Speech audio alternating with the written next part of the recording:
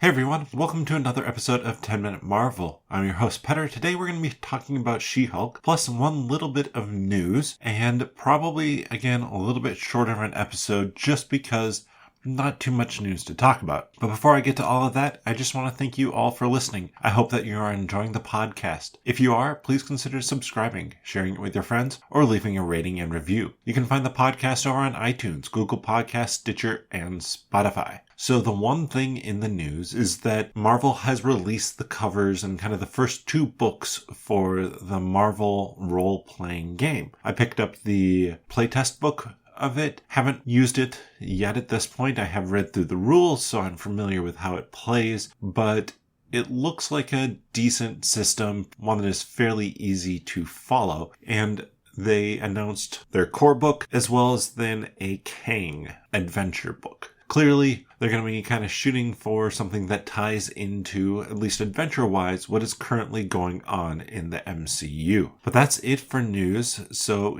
now let's move on and talk about the first episode of She-Hulk. She-Hulk, which comes out on Thursday, so you have a couple of days to catch up if you want. That dropped its first episode last weekend. I thought it was a decent first episode. I don't think it holds up compared to some of the other ones that we've seen. WandaVision, or Ms. Marvel, or even Moon Knight, Loki. There's a lot of them that have very strong first episodes. This is one of the weaker ones in my opinion. Now, I'm some ways fine with this being one of the weaker ones because of, one major thing that it does, and that is that we get the origin story of She-Hulk immediately. And that's the whole episode, really. We get this little fourth wall breaking thing as Ms. Marvel wraps up practicing her closing arguments on a case, and then we go back into her backstory and how she got her powers with the Sakaran ship that cuts off her and her cousin Bruce in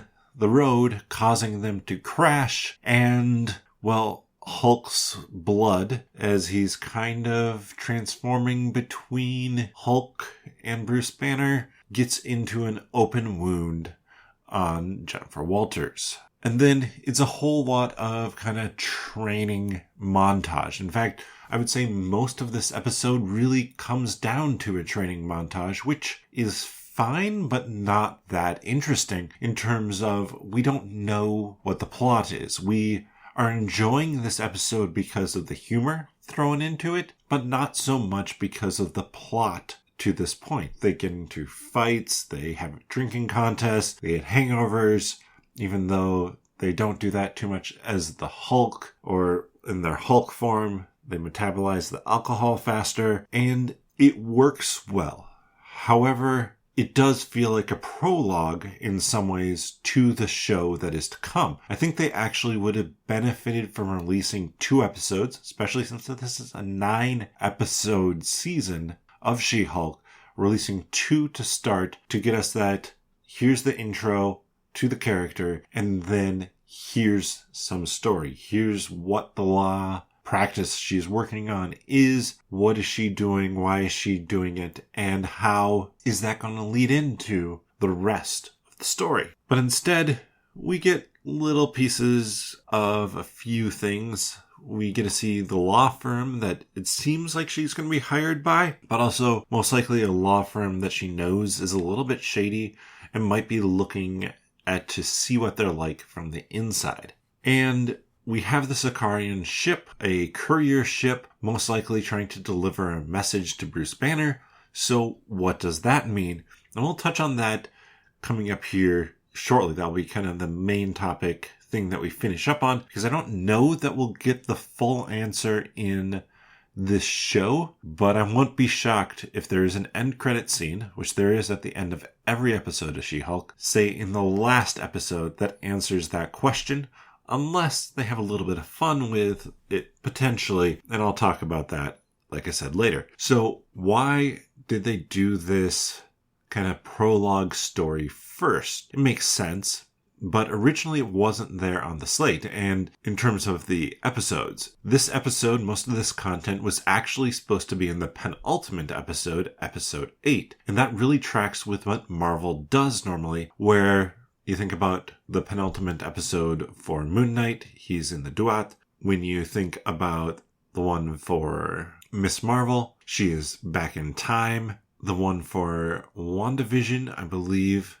that is when it was Agatha all along. Some kind of reframing of the show, even if it doesn't completely stick the whole time. I guess penultimate episode of WandaVision was when they went through Wanda's past, but we're not potentially going to get that here because they've moved it forward to the front. And I think especially in this case, it makes a lot of sense. For Miss Marvel, it made sense that we would have that back in time episode right before the finale to really get this idea of who she is, her history of her family. For WandaVision, it allowed us to see that, okay, Wanda has had powers even before the Infinity Stone kind of unlocked them more. For Moon Knight, it was kind of giving up that one piece of himself that had protected himself and then going back to rescue that piece, basically to be able to reconcile with that personality and become whole again.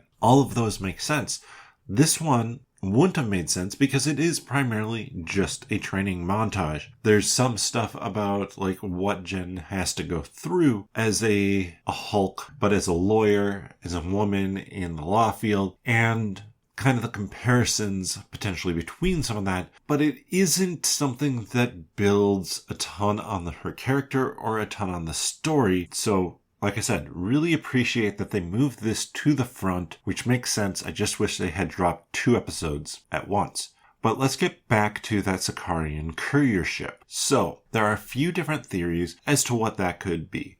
It could be the Grandmaster trying to get his prize fighter back. It could be somebody else trying to get the prize fighter of the arena on Sakaar back. But I lean maybe a little bit more towards this theory, which is it could potentially be some legal trouble in space for Hulk. If he did something that he wasn't supposed to on Sakaar, I mean, he was the champion for the Grandmaster and lived a very nice life, maybe the revolutionaries want him to pay for what he's done, not realizing that, okay, Bruce Banner, well, he helped the revolution. So, could definitely see that, or I could see it potentially being that Hulk has a kid on that planet. So Thor Ragnarok kind of uses some of Planet Hulk storyline, where Hulk has a kid on another planet named Scar. Another Hulk doesn't really have an alter ego, just is always in the Hulk form. And